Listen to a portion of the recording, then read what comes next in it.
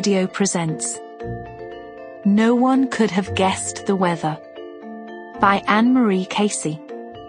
Read by Elizabeth Sastre.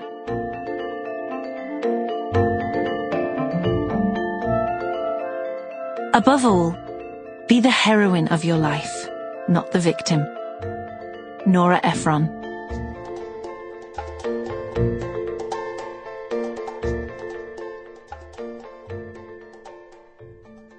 No one could have guessed the weather. Part 1. They arrived in early September.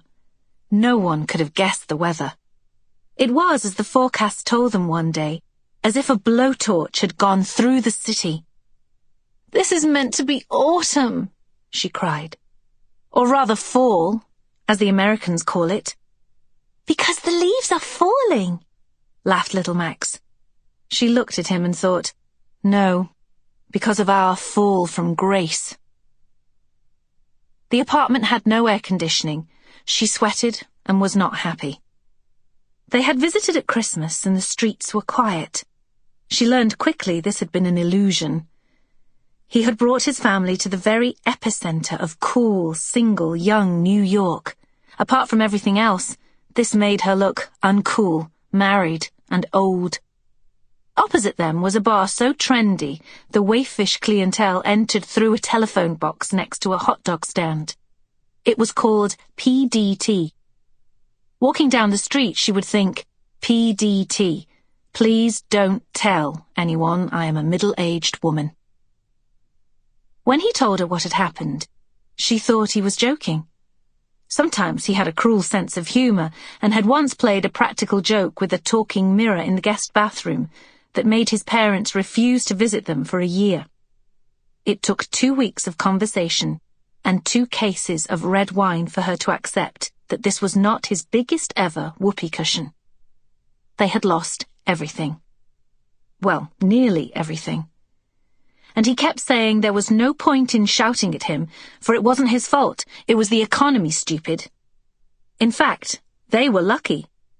He had one chance at a low-level management job in the New York office. No bonuses, but a salary, and they could live in the 800-square-foot East Village apartment he had bought as a hotel room years ago. "You'll love it," he assured her. "Really?" she replied, rolling her eyes, imagining what she would do if he uttered the words new and start.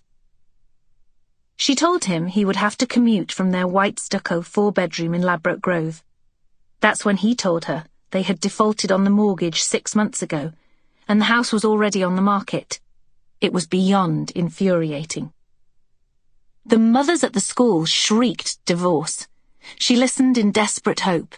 She knew that the divorcees among their number had ended up with white stucco 4 bedrooms, child support, and in one case a lump sum payment for loss of earnings. She figured this could assuage a lot of emotional pain. But when she looked at the business sections of the newspapers, it appeared there had indeed been some kind of global collapse in the financial markets. And although she had indeed abandoned a dreary, ill-paid job that bored her to spend the past 9 years supervising the nanny and the housekeeper and the children, she had enough brain cells left to know this might not entitle her to much of what remained when nearly everything had gone. So she cried and cried, read articles in glossy magazines about the downturn being an opportunity to stop shopping and rediscover the real meaning of life. They did not help at all. Surely they had spent 20 years being told that greed is good. Consumerism helps society. No more boom and bust. And then she cried some more. Her Aunt Eva arrived at 10 one morning and found her sobbing over the boys' crested school uniforms.